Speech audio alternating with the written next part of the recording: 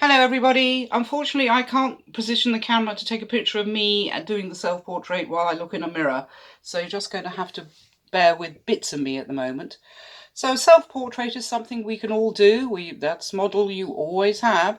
It's quite useful just to get in practice doing faces and doing a model. I suppose you could work from a photograph, but the living, breathing person is always better. So with the self-portrait, what you want to do is have the light, natural light over there, and have your mirror here. So you've got good light on your subject, and this applies when you're doing any portraits really.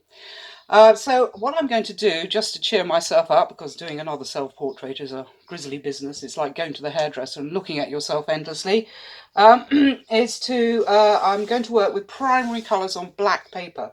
This is just sugar paper, so technically it's just really dark grey. And I'm going to work mostly with primary colours. Now, I often recommend this as a good way to get into doing pastel, life or portrait, or anything very much really, because with pastels you have to have, it's very hard to have the colour that you want. So what you do, you have these basic colours and then they blend on the paper. And with this nice dark tone paper, it's very startling the results you can get. So I'm going to start with the charcoal. Just willow charcoal, and even that will show up on this black paper. Yeah, I've got to look at myself now. So I'm just going to get the basics in. I suppose I'll work a little bit darker so you can see what's going on. My mirror is there, the light is there, and I'm just going to come round and put in the basics. So you want your eye line, you want your centre line, depending on the view. And then I've got some hair, and a neck, sort of, and some more hair. I've got very long hair now.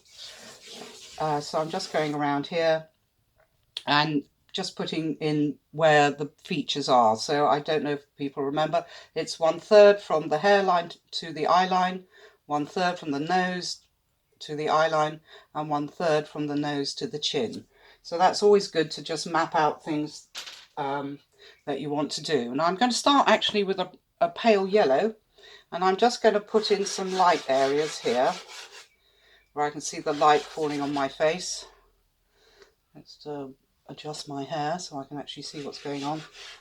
And I'm hoping you'll be amazed at how these colours work together. So this is basically my lightest colour, and I'm going in there modelling my features, I hope.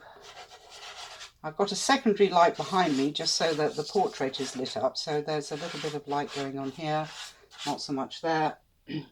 And what you're trying to do is get the paper to do some of the work for you. So now I'm going to go in with a sort of an orange colour, and I'm going to start layering up colour. And you can see that you get this nice paler orange coming on the paper here. And there's something going on here. Oh, I forgot my chin. So you're starting like that. You're blocking in the light areas you can see. Now I'm going to pick up a red to tone down these colours a bit. Well, not tone down them, but make them more fleshy, I suppose. A little bit of red in here. There's some red there. Rosy cheeks. And something going on here. I'm not going to worry about the lips at the moment. And I just need to put this area in, a bit of chin. I'm going to build it up. So big blocks to start with. And then I'm going to pick up, I've got a kind of weird purple here, which I'm going in with, and I want that to be part of the shadow. So there's some shadow here. And because this paper is so dark, a dark colour, this is, well, I suppose darkish, shows up quite light. So you have to adjust according to what the pastels look like on the paper. And now I've got this one. In fact, I should show you. I've got this nice set. This is Unison Dark set, and I find it really, really useful with pastels because sometimes you just don't have the right colour or the right tone, and I found this a very good set. I also have their portrait set, which I found a little bit too pink for my liking, so I'm going to stick with the primary colours where I can. So I've got this quite dark green, it's a kind of iridium green, and I just want to go in there and add these colours where the darks are. And I've got some hair over here, and there's some dark here, and here. This is actually sugar paper, so it's it hasn't got much texture. I think it's picking up most of the texture from the board beneath. I think my eyes are too close together. So I've got a slightly deeper orange here, and I'm just going to go in here and layer up some more colour here. Try and go round where I am, and blocking it in. My eyes are definitely too close together. And then perhaps a little bit here, and I know that's going to layer up. So, as is my wont, I'm going to pick up a nice dark purple here from my dark set. Whoa, it's coming out quite purple. In reality, I mean, by itself it looks quite dark, but here it's actually been quite light. So I just want to add a few more bits around here. And I've definitely made myself too long and thin, so it doesn't look like me, but never mind. I will just go in and correct. And what I'm going to do now is use a little bit of white, and I'm going to try and pin down a little bit more of a likeness. And you can see the white is blending with those colours underneath, and it's producing quite a nice effect. Here's my nose, my father's nose. And there's something going on here, and here. It's funny, you think you know yourself so well, but when you actually look, it all seems a bit different. Yes, there I am, being a bit wider. And down here, and actually, there we are, that's looking slightly more like me. So I'm going to pick up an actual yellow, so this is more of a yellow. And I'm just going in here and adding that there. There's a little bit of light hair. I suppose I've got my hair to worry about. Often with getting a likeness in a portrait, it's about almost the silhouette. So I've got quite a round face, which affects how my hair falls as well. So if you can get your silhouette right-ish, that's quite a good thing. I wonder why I should give myself slightly more of a neck.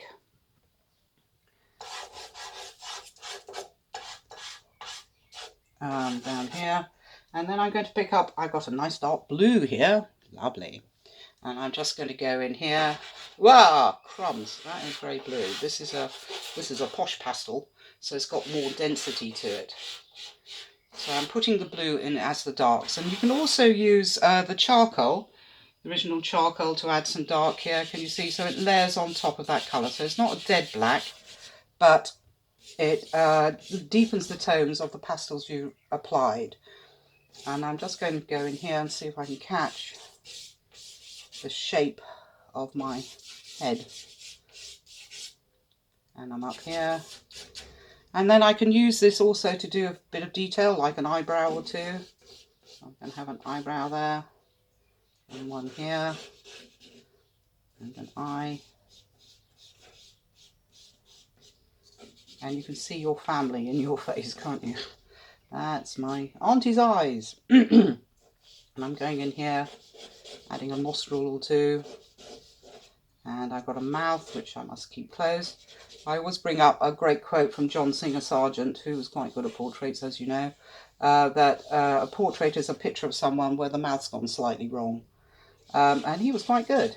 He had one of his customers, as it were, Isabel Stewart Gardner, and she wouldn't stop talking. And there's a great picture of her where her mouth is just a blur. Well, she just wouldn't stop talking. That's almost looking like me. And because this paper has no texture, I'm going to find that quite quickly the paper is going to fill up. So I'm going to try and use my pastels quite lightly. And I don't know if I've talked to people about differential pressure. So you can actually have quite a light area you can put on, and then you can press hard and get that to be lighter. So over here, whoa, it's a bit on the yellow side, but actually it's blending in with the colours I've put there already. So I'm just coming around here and trying to do my nose. and coming down here, and actually that shadow. So again, I'd like to keep the pastels I've used in a saucer or your hand. So I'm going back with this red. I'm going to layer it on top. It may look a bit peculiar at the moment, but you're getting this really nice zingy version of pastels. You don't have to slavishly reproduce all skin tones.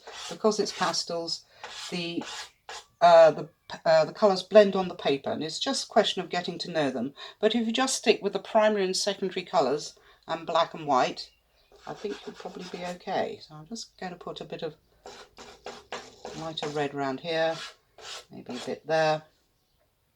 And I'm going back in with my orange up here. Whoa, that's making it all rather vivid. And we've got some colour going on here.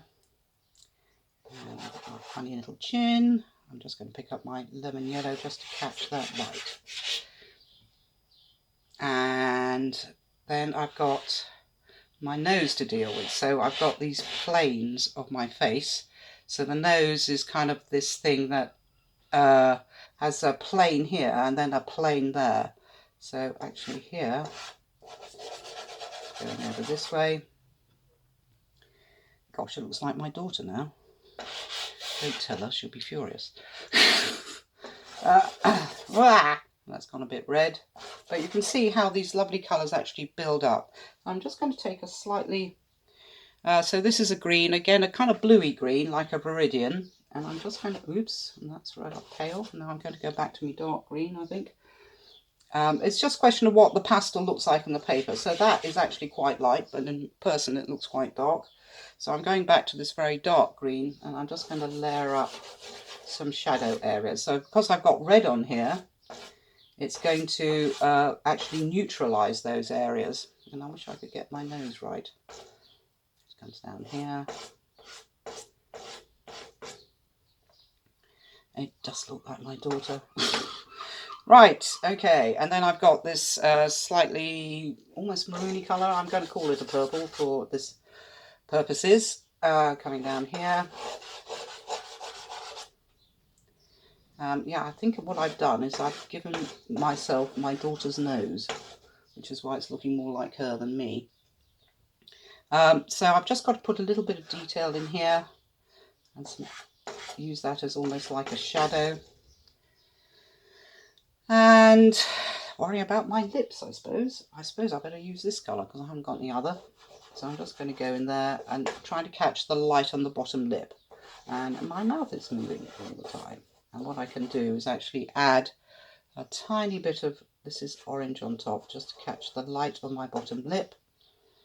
And there's this thing here. That's called the that, I'm not entirely sure. And I want to actually catch a little bit of light here as well. And I've got my chin doing that.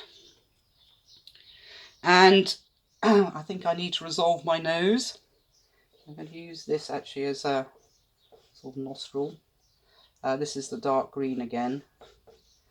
And noses are always quite difficult, but if you can actually think about it in planes, it works quite well. I just want to go in there, add some shadow here. And I've got shadow cast by my hair there. And I think I'm just going to grab my nice dark purple just to get some shadow around this eye.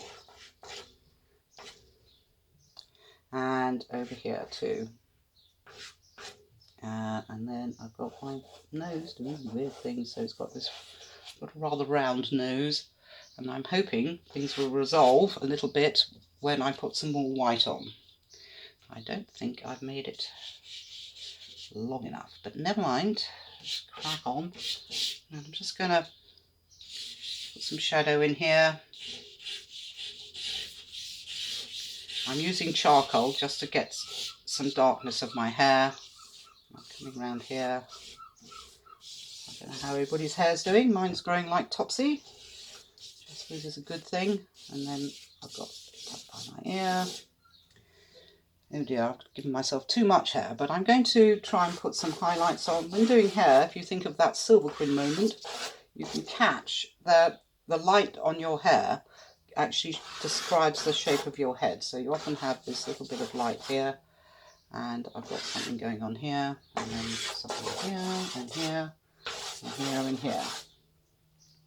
And then I'm going to go in with white. I've got a nice soft white here. Pastels come in different sort of chalkiness, and I find the posh pastels tend to be fantastically soft, so they have a good density. So this is, I think, Senelia, and most of the colours I am using are actually the little what are they? Rembrandt set, and they're quite useful because they came in a nice bunch of colours. So now you can see I'm adding a little bit of white here and there, maybe, oh, it's gone green.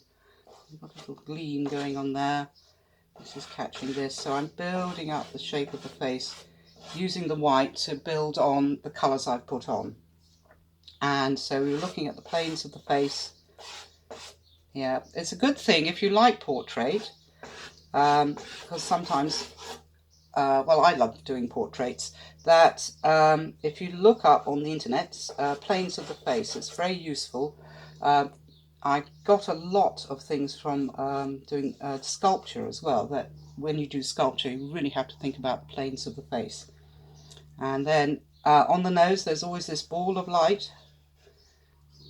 See, my nose is coming out of the page now, and because I'm sitting obliquely to a window, there's a little line here that goes up there.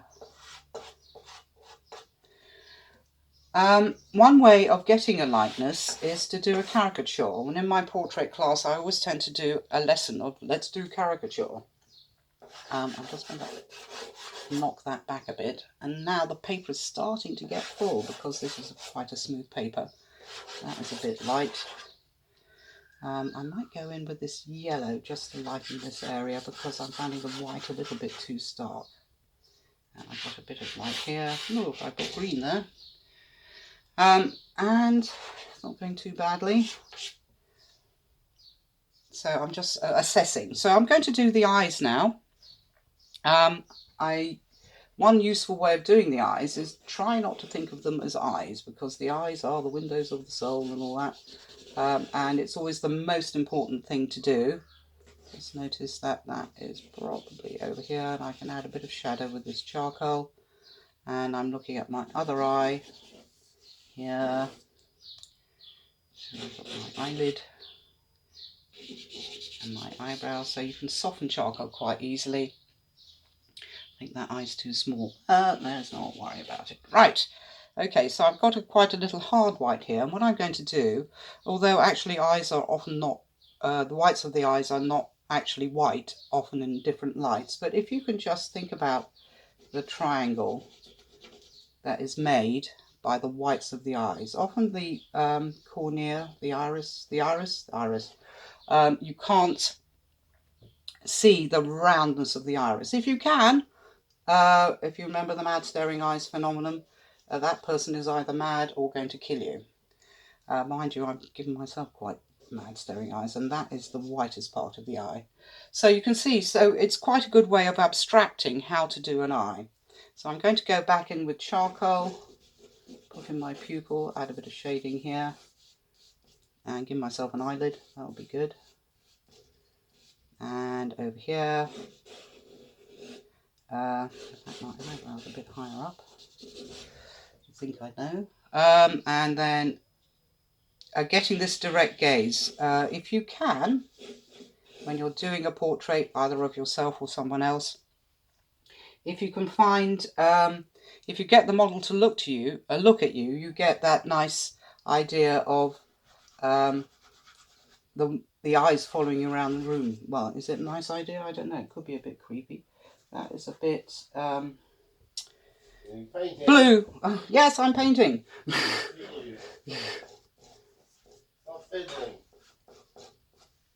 I'm just doing a video. Oh, look. So that's a good colour for my pupils. And I don't think I really want to do a whole much more to it, because I know the paper will fill up. But quite a nice, useful, another trick to do is actually, if you do the background, yeah, you can actually, I can define myself. I'm trying to get the shape of my head right.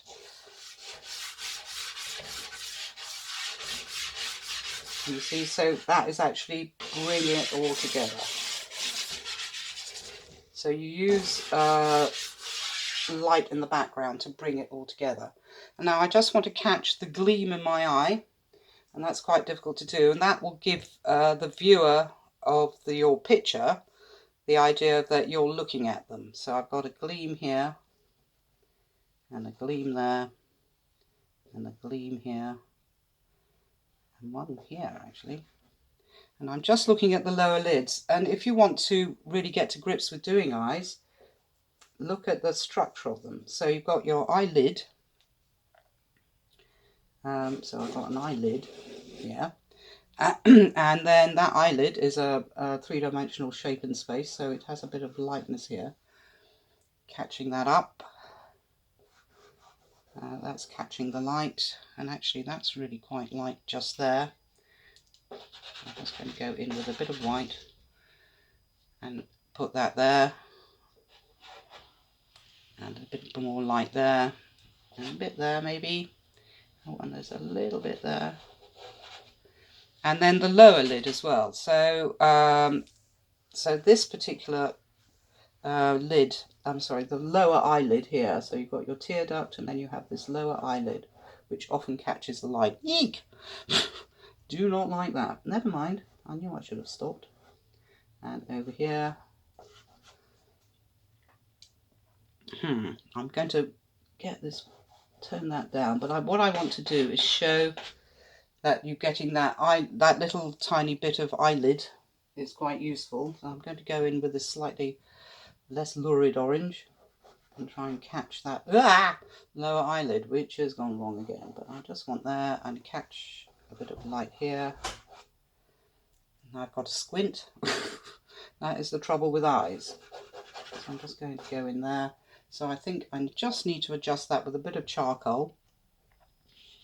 So I'm coming in here and almost drawing now, rather than blocking.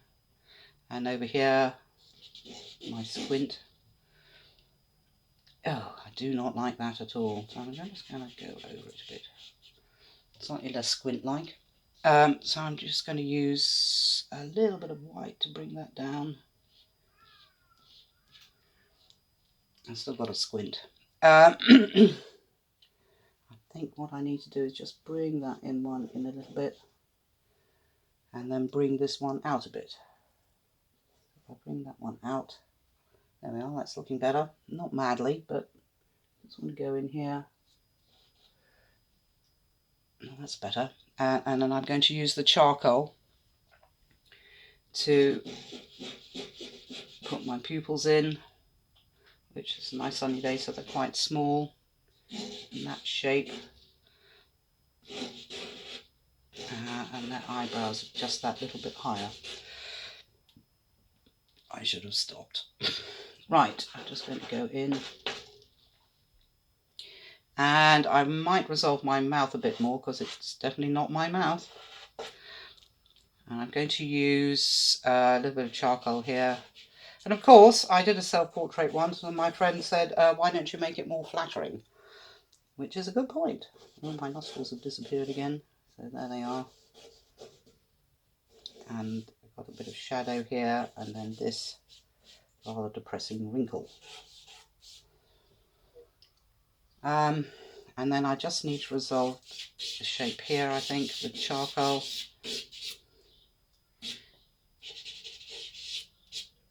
Oh look, I've got a neck. Right, so I should be a little bit more honest. Put my neck in.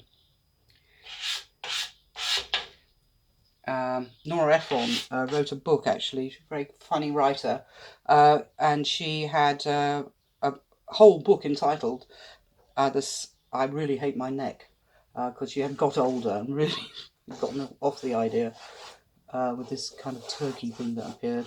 And she's got a whole chapter on what she did to try and disguise it.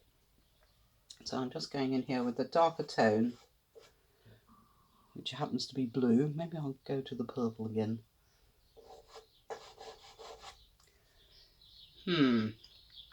It's rather an idealised portrait of me, but I think if I do work on it anymore, I'm just going to ruin it. So being a proper artist is knowing when to stop. So I'm fiddling again.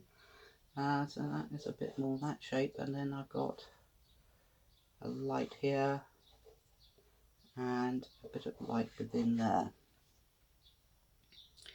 So I'm going to stop now because I think that's probably enough for you to deal with. But what I'll do is actually pull it round, because it looks pretty grisly on the video, but it's looking a little bit more like me. But it's just a quick pastel portrait. I mainly wanted to show you how to deal with primary colours on a pastel portrait. So apparently we're having 2 weeks off, hooray, hooray, and I'm going to come back with a basic watercolour course, I think. Okay, thank you everybody.